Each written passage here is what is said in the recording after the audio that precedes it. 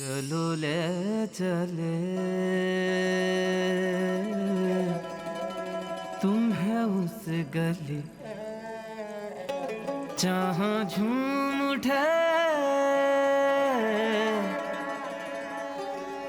है हर कोई,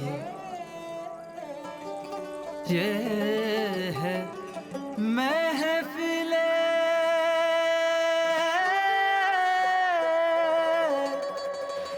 मंज़ूमात,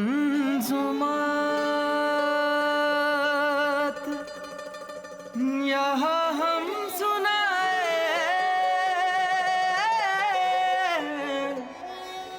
शायरी।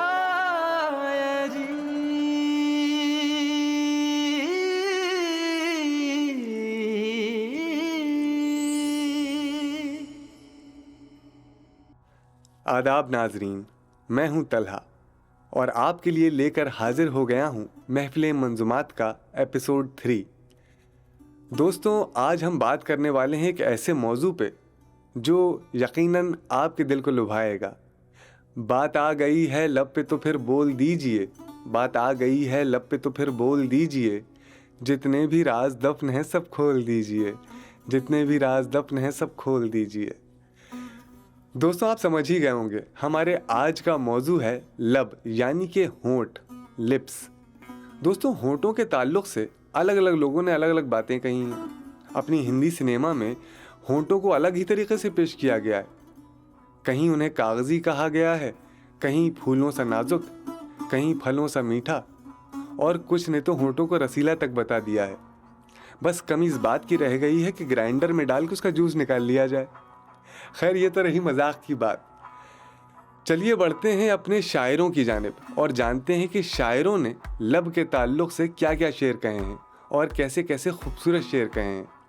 सबसे पहले आज जिस शायर का जिक्र करने वाला हूँ वो हैं शेफ्ता। शेफ्ता उर्दू के एक बहुत ही पुराने, बहुत ही क़दीमी शायर रहे हैं और अपने शेर में वो अपने महबूब से कुछ शिकायत कर रहे हैं। यानी कि शेर नहीं, एक शिकायत है। जिस लब के गैर बोसे लें उस लब से शेफ्ता, जिस लब के गैर बोसे लें उस लब से शेफ्ता, कम वक्त गालियाँ भी नहीं मेरे वास्ते, कम वक्त गालियाँ भी नहीं मेरे वास्ते। कितना खूबसूरत, कितनी प्यारी शिकायत है। जी हाँ, शेर नहीं, शिकायत है। देखिए, कोई इस अदा से, मोहब्बत से, इस खुलूस से अगर शिकायत करे तो महबूब का दिल भी पिघल ही जाता है। शेफ्ता कहते हैं कि जिस तरह उनके रकीब को उनके महबूब के लबों के बोसे मुयस्सर हैं, वैसे ही बोसे शेफ्ता को मुयस्सर नहीं है, और यही बात उनको अंदर ही अंदर खाए जाती है। और यही मीठी सी शिकायत शेफ्ता अपने महबूब से करते हैं। चलिए बढ़ते हैं अपने अगले शायर की जानिब। हमारे अगले शायर हैं ख्वाजा मीर दर्द। ख्वाजा मीर दर्द उर्दू के एक पुराने शायर रहे हैं, काफ़ी मशहूर, काफ़ी मारूफ शायर रहे हैं। आइए जानते हैं कि ख्वाजा मीर दर्द लबों के ताल्लुक से कौन सा शेर पेश कर रहे हैं। उन लबों ने न की मसीहाई, उन लबों ने न की मसीहाई, हमने 100 तरह से मर देखा, हमने 100 तरह से मर देखा। दोस्तों, इतना खूबसूरत शेर है। देखिए, एक महबूब अपने माशूक से शिकायत कर रहा है। वो अर्ज़ कर रहा है कि उसने अपनी ज़िंदगी को 100 बार कुर्बान कर दिया, मगर उसके माशूक पे इसका कोई असर नहीं पड़ा। उसने हर तरीके से कोशिश की, मगर वो बोसा उसको नसीब नहीं हुआ। चलिए बढ़ते हैं अपने अगले शायर की जानिब। बात कर रहा हूँ असी गाज़ीपुरी साहब की। असी गाज़ीपुरी साहब गाज़ीपुर उत्तर प्रदेश से ताल्लुक़ रखते हैं और उर्दू के बहुत ही मारूफ शायर हैं। आइए जानते हैं कि असी गाज़ीपुरी साहब आज लबों के ताल्लुक़ से कौन सा शेर पेश कर रहे हैं।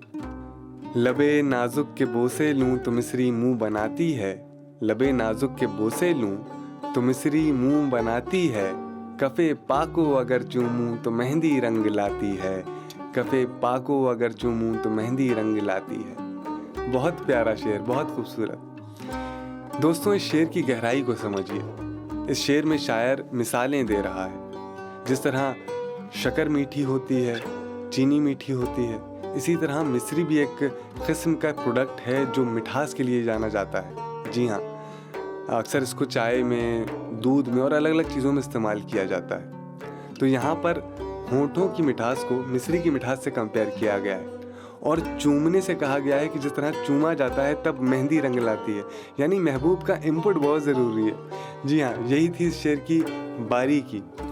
چلیے بڑھتے ہیں اگلے شاعر کی جانب اور جانتے ہیں کہ ہمارے اگلے شاعر جرت قلندر بخش صاحب لبوں کے تعلق سے کیا بات کر رہے ہیں، یعنی کہ کون سا شعر پڑھ رہے ہیں۔ آئیے سماعت فرماتے ہیں۔ مل گئے تھے ایک بار اس کے جو میرے لب سے لب، مل گئے تھے ایک بار اس کے جو میرے لب سے لب، عمر بھر ہونٹوں پہ میں اپنے زباں پھیرا کیا، عمر بھر ہونٹوں پہ میں اپنے زباں پھیرا کیا۔ بہت ہی خوبصورت شعر ہے دوستوں، اس شعر کی کیفیت کو سمجھیے گا۔ ایک عاشق اپنے معشوق سے جب لبوں پہ بوسہ لیتا ہے، یعنی کہ جب لپ کس کرتا ہے، تو اس ٹائم پہ اس کے ہونٹوں پہ اپنے محبوب کے کس کا ٹیسٹ رہ جاتا ہے، وہ مزہ رہ جاتا ہے، اس مزے کا ذکر ہو رہا ہے اس شعر میں۔ چلیے بڑھتے ہیں اگلے شاعر کی جانب۔ اگلے شاعر ہیں ہمارے مرزا اسد اللہ خان غالب۔ دلی کے غالب آج لبوں پہ کون سا شعر سنانے والے ہیں، اپنے پٹارے سے کون سا شعر نکالنے والے ہیں، آئیے سماعت فرماتے ہیں۔